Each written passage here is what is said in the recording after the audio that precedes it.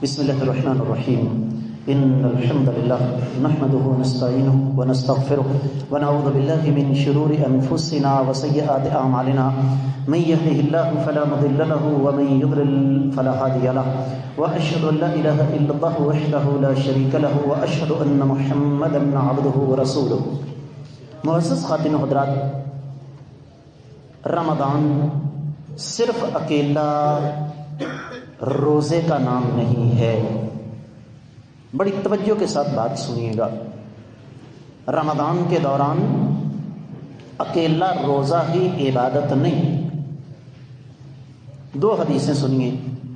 پہلی حدیث نبی علیہ السلام نے فرمایا، من صام رمضان ایمانا واحتسابا غفر له ما تقدم من ذنبه. جس نے ایمان کی حالت میں اللہ سے اجر کی امید رکھتے ہوئے روزہ رکھا، اللہ اس کے سابقہ سارے گناہوں کو معاف فرما دیں گے. اور دوسری حدیث صرف ایک لفظ کا فرق ہے. فرمایا، من قام رمضان ایمانا واحتسابا غفر له ما تقدم من ذنبه. جس نے رمضان کے مہینے میں ایمان کی حالت میں اللہ سے اجر کی امید رکھتے ہوئے رات کو قیام کیا، اللہ اس کے بھی سارے گناہوں کو معاف فرما دے. اس انسان سے بڑا خوش نصیب اور کوئی نہیں جو ان گھڑیوں کو غنیمت سمجھتے ہوئے روزہ بھی رکھتا ہے اور رات کو قیام بھی کرتا ہے. اس وقت صورتحال میں آپ کو بتا دوں، ہماری دین سے دوری کی وجہ ہے مساجد میں تراویح کے دوران وہ رونق نظر نہیں آ رہی جو آنی چاہیے. اللہ سے ڈر جائیے، ان گھڑیوں کو غنیمت جانیے. اگرچہ اس میں قصور ہمارے ائمہ کا بھی ہے. 1.5-2 گھنٹے کی تراویح یہ کوئی سنت طریقہ نہیں، لیکن کم از کم ہمیں اپنے طور پر اس کا اہتمام ضرور کرنا چاہیے. اس کے ساتھ ساتھ اس ماہ مقدس میں رب کائنات نے فطری طور پر دلوں کو نرم کیا ہوتا ہے. بڑی اہم بات سمجھانے لگا ہوں. رمضان سخاوت کا مہینہ ہے. قرآن کہتا ہے، مثل الذین ينفقون اموالهم فی سبیل اللہ کمثل حبۃ انبتت 7 سنابل فی کل سنبلۃ 100 حبۃ واللہ یضاعف لمن یشاء. جو لوگ اللہ کی راہ میں مال خرچ کرتے ہیں ان کی مثال ایک دانے کی ہے. زمین میں ڈالا، اس سے 7 پودے نکلے، ہر پودے کے ساتھ ایک ایک بالی لگ گئی، ہر بالی میں 100 دانہ ہے. زمین میں ایک دانہ ڈالا، اللہ نے کتنا نکال دیا؟ 700. فرمایا یہاں پر بس نہیں، اللہ چاہے تو اس سے کئی گنا زیادہ بڑھا سکتے ہیں. فطری طور پر رمضان میں ہر بندہ سخاوت کرنے کی کوشش کرتا ہے، لیکن بڑی ضروری اور بڑی اہم بات آپ کو بتا دوں.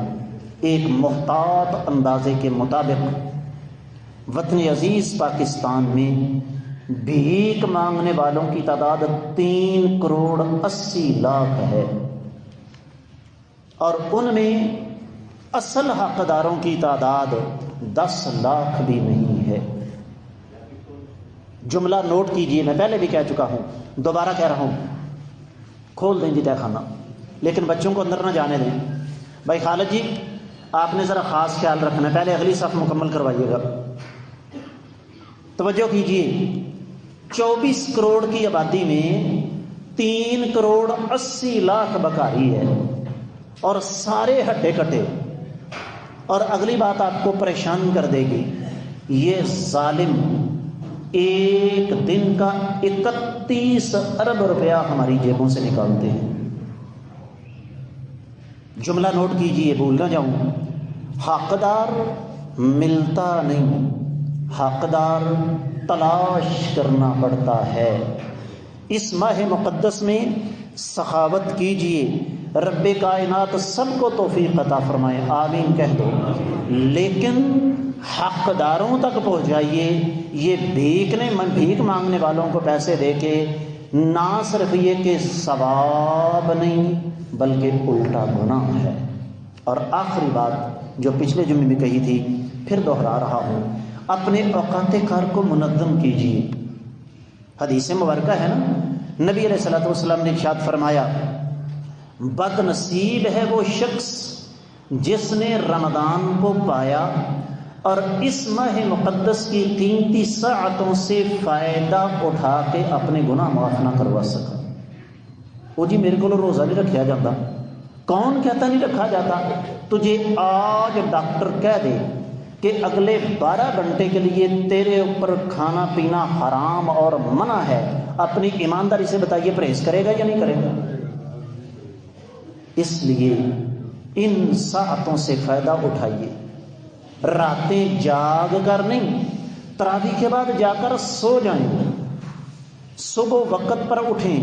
اور میں اس مناسبت سے ضرور خراج عقیدت پیش کرنا چاہوں گا اپنی ان بیٹیوں کو، اپنی ان بہنوں کو جو سحری کا وقت ختم ہونے سے 1.5 گھنٹہ پہلے اٹھتی ہیں، پورے خاندان کے لیے کھانا تیار کرتی ہیں۔ اللہ تعالیٰ ان خواتین کو جزائے خیر عطا فرمائے۔ اور اس کے ساتھ ساتھ یہ بھی ذہن میں رکھیے، اپنے دائیں بائیں عزیزوں میں، رشتہ داروں میں، اپنی برادری میں، اپنے بہن بھائیوں میں ایسے گھروں پر نظر رکھیے جو محنت کرنے کے باوجود، مشقت اٹھانے کے باوجود، جن کے بچوں کو سحری کے وقت، افطاری کے وقت مناسب کھانا نہیں مل رہا، خود سامنے آئے بغیر انڈائریکٹلی بالواسطہ ان تک کچھ نہ کچھ پہنچا دیجئے۔ خاموش خدمت کریں گے، اللہ تعالیٰ پتہ نہیں کتنا اجر و ثواب عطا فرمائیں گے۔ اللہ کی بارگاہ میں دعا ہے رب کائنات ہمیں ان قیمتی ساعتوں سے بھرپور فائدہ اٹھانے کی توفیق عطا فرمائے۔ یہ جو ماہ مقدس اللہ تعالیٰ نے ہمیں عطا فرمایا ہے، اللہ تعالیٰ اس مہینے میں ہمیں زیادہ سے زیادہ نیکیاں کرنے کی توفیق عطا فرمائے۔ جو بد نصیب ابھی تک دوسرا روزہ ہے اس سعادت سے محروم ہیں، اللہ تعالیٰ انہیں ہدایت نصیب فرمائے۔ اللہ تعالیٰ سب کو زیادہ سے زیادہ عبادت کرنے کی، قیام کرنے کی، قرآن کی تلاوت کرنے کی توفیق عطا فرمائے۔ اللہ تعالیٰ اس ماہ مقدس میں ہمیں زیادہ سے زیادہ قرآن کو سیکھنے کی، سمجھنے کی، اس پر عمل کرنے کی توفیق عطا فرمائے۔ جتنے معزز خواتین و حضرات تشریف لائے ہیں، اللہ تعالیٰ سب کا آنا بیٹھنا، دین کی باتیں سننا اپنی بارگاہ میں قبول و منظور فرمائے۔